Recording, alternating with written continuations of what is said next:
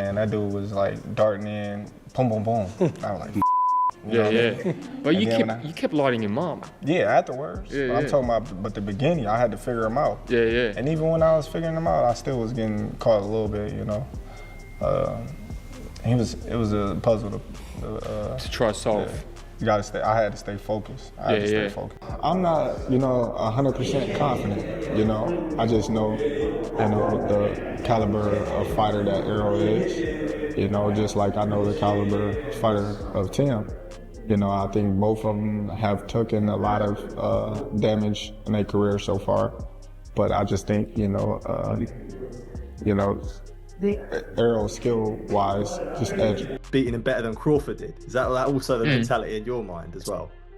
Well, that's his last hooray that he had, So I want him to come back to the memories and do it quicker than Crawford. Terence Crawford breaks his silence and reveals the secret plan that could dismantle Errol Spence Jr., setting the stage for one of boxing's most intense rivalries. Any tips of Terence? What do you think? Spence? Well, I've watched that fight over and over again, actually, man. Yeah. And I just saw how focused you were. It was so nice to see. I saw how, I don't know, you eliminated all distractions. How'd you get so much into that zone that you just eliminated everything? Because it was the moment, It was a big moment. I wasn't gonna let it get away. And did you practice certain things in that camp? Nah, we already knew what to expect. Just like in the Canelo fight, yeah. We knew what to expect. Me personally, I'll never go in there like, oh, let's practice and let's do this, let's train for this. Yeah. Because no fighter is gonna ever fight me the same way they fought their previous opponents. Getting direct guidance from Terence Crawford, Tim Tszyu now believes he has the key to dismantle Errol Spence Jr. inside the ring with complete confidence. I just go in there and practice on the things that I need to work on. Yeah. So when it comes fight time, I know what I got to do. And what was your hardest fight you've ever had? Probably Gamboa. Gamboa? Yeah. Boy. Yeah, probably Gamboa. It was Yeah, tough. right. A lot of people, they be like, Israel Majimov, but I'm like, he was just awkward. Yeah. He wasn't. A lot of fights. What made Gamboa hard? I just had to figure him out, everything. But that was your big fight as well, right? Yeah. So I remember watching your first tournament. I think that was the first fight I watched. Yeah, like, man, that dude was like darting in, boom, boom, boom.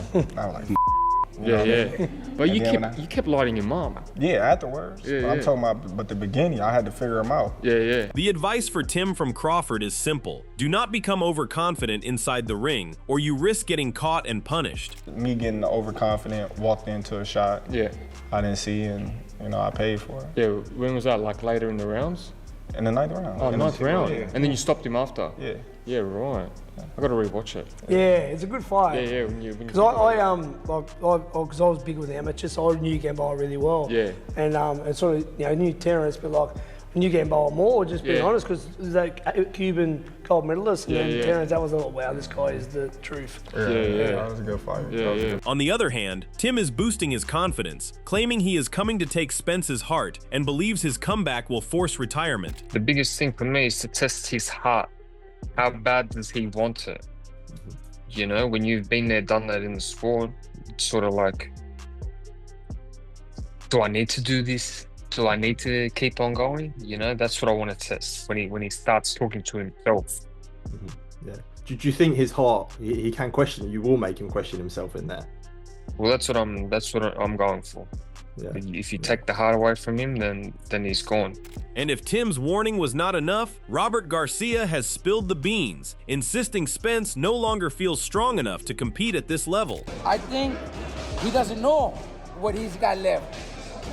And if he does the tune-up, he might get his ass kicked in the tune-up against a nobody, and that's gonna make him look bad. So that's what I said. That's probably what's going on, and that's probably why he took the decision to go straight into the Tim Tszyu fight.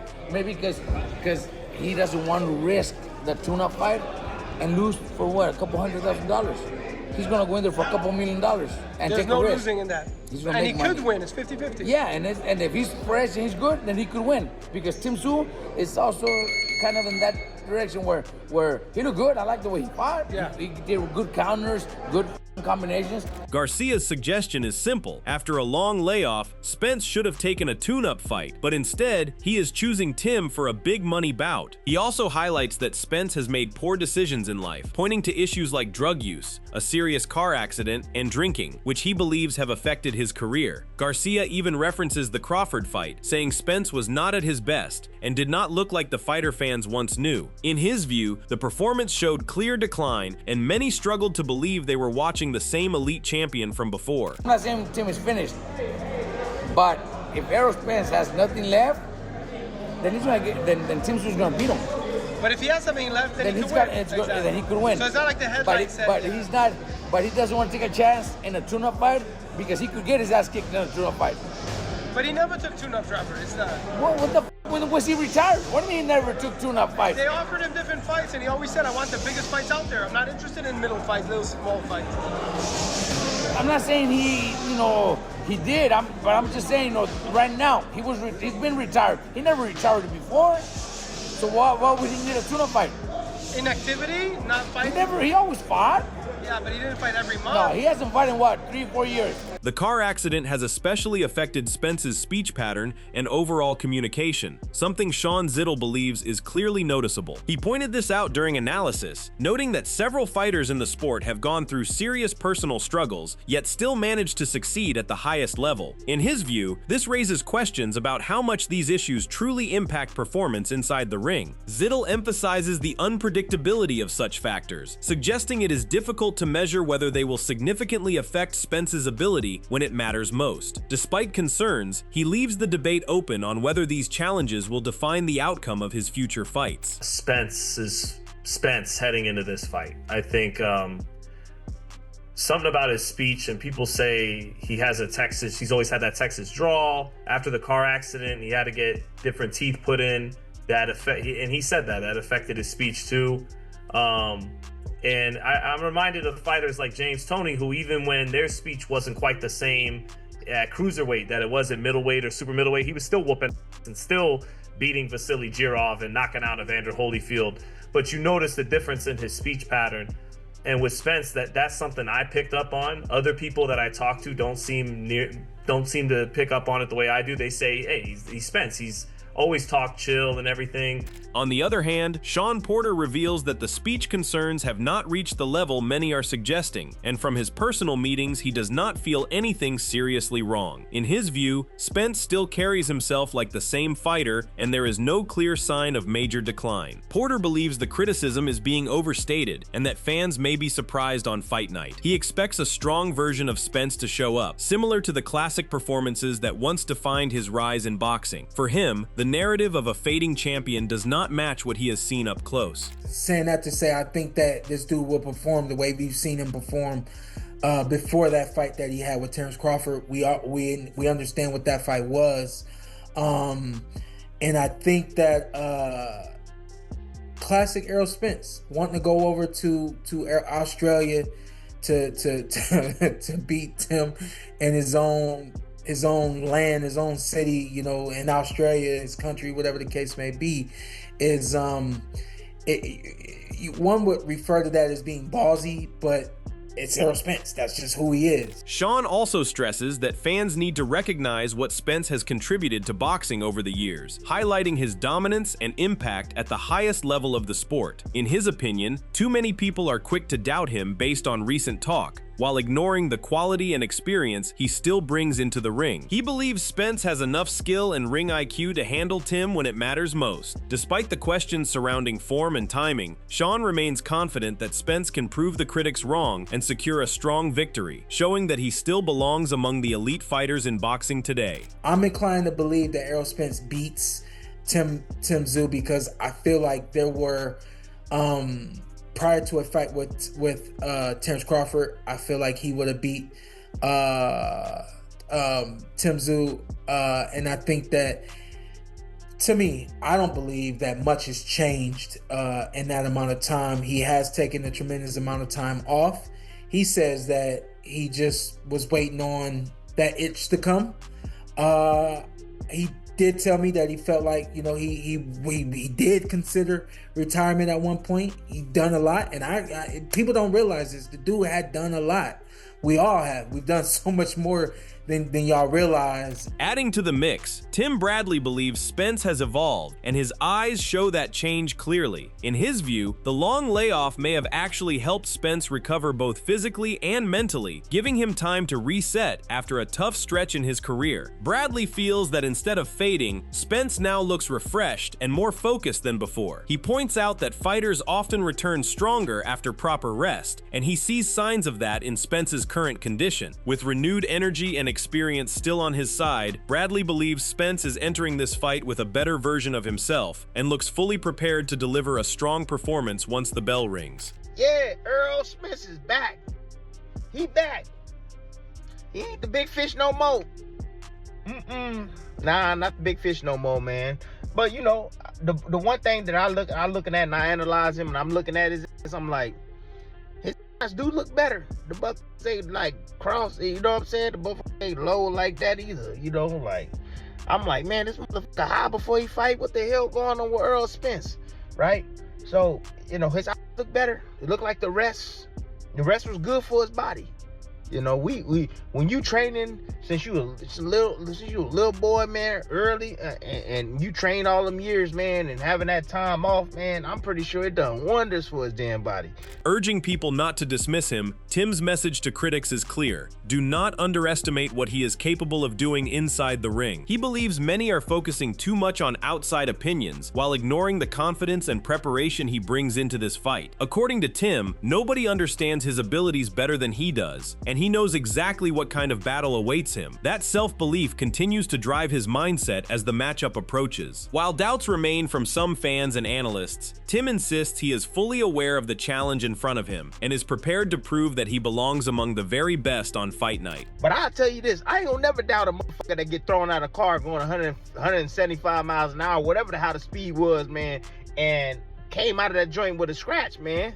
Yeah, I know he had some internal shit, but I'm just saying, the man's still living.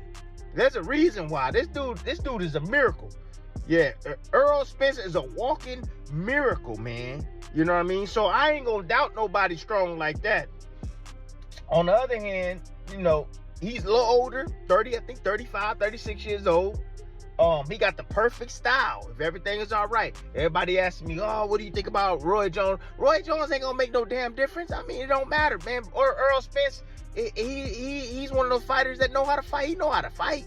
Unlike Robert Garcia, who believes Spence is finished, Tim Bradley sees the situation very differently. Bradley argues that it is actually Tim Tszyu who may be nearing the end of his best years. He points to the growing wear and tear from recent battles, along with multiple knockout losses, as reasons for concern. In Bradley's view, those setbacks have taken a toll that cannot be ignored. He predicts that Spence will not only defeat Tim, but could also stop him before the final bell. Bradley further explains that Tim lacks the kind of foot movement needed to avoid punishment consistently and often stays directly in front of opponents, making him easier to hit during exchanges. You know, stand right in front of you. He ain't one of them guys that pick up his feet and move. Nah, Tim Tszyu little brother better than him. He better than him. Tim Tszyu brother probably be whooping his ass in sparring. Yeah, he be whooping his ass. I already know he do. Yeah, lefty, he be moving his head side. You know what I mean? Like, yeah, I know he be whooping his ass in the gym for real, but they don't be talking about it. But yeah, I think Errol Spence, I think he gonna beat Tim Tszyu. He gonna knock him out. Tim Tszyu is done. He 31 and he done.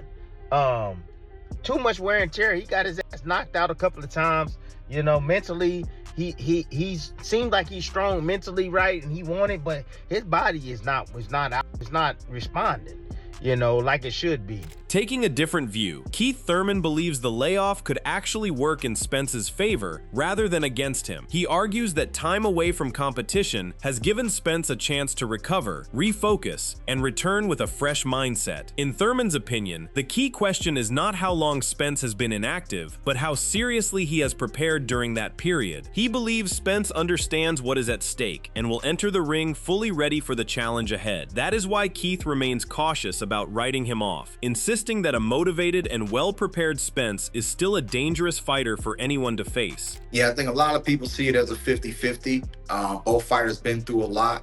Spence had just too big of a layoff. You know, nobody, that's the biggest question mark. You know, when your layoff is long, no one's seen you, they don't know what version of you that they're going to get. And of course, they're going to analyze you off of your last performance. Your last performance was not that good. So what version of you are we going to see, you know? But, you know, well rested, if you take care of your body, you recover, you get your mental game straight, you know, athletes can make tremendous comebacks, tremendous turnarounds. You know, I've normally looked good on a lot of my layoffs. You know, this is the first time that my performance just really wasn't up to par with past performances. Keith Thurman highlights what he believes is the biggest difference between the two fighters: pedigree and experience. While he respects what Tim Tszyu brings to the ring, Thurman argues that Spence has spent years competing against elite opposition and proving himself on the biggest stages in boxing. According to Keith, that level of experience cannot be overlooked when evaluating this matchup. He believes Spence has faced tougher challenges, dealt with greater pressure, and learned valuable lessons throughout his career. In Thurman's view, those advantages could become the deciding factor on fight night. That is why he believes Spence's experience and championship pedigree will ultimately guide him to victory. Tim Tszyu has the advantage of activity, and then Spence has the advantage of pedigree, right? He's been at another level. He's achieved more, even though it's at 147. I just feel like he's really done more, been in the ring with more world-class fighters, and had some victories against solid world-class fighters, where Tim Tszyu has not been as victorious when the opposition really hits that A class, you know? So that's the way I break down the fight. I say Tim Tszyu staying in motion benefits him. So, who has it right? Will Spence silence the doubters and prove he still belongs among boxing's elite? Or will Tim Tszyu deliver the career-defining performance he has been promising? With experts split, bold predictions flying from every direction, and both fighters carrying plenty to prove, this showdown is shaping up to be must-watch boxing. Drop your prediction in the comments and tell us who wins and how. If you enjoyed this video, make sure to like, subscribe, and turn on notifications for more of the latest boxing news and fight breakdowns.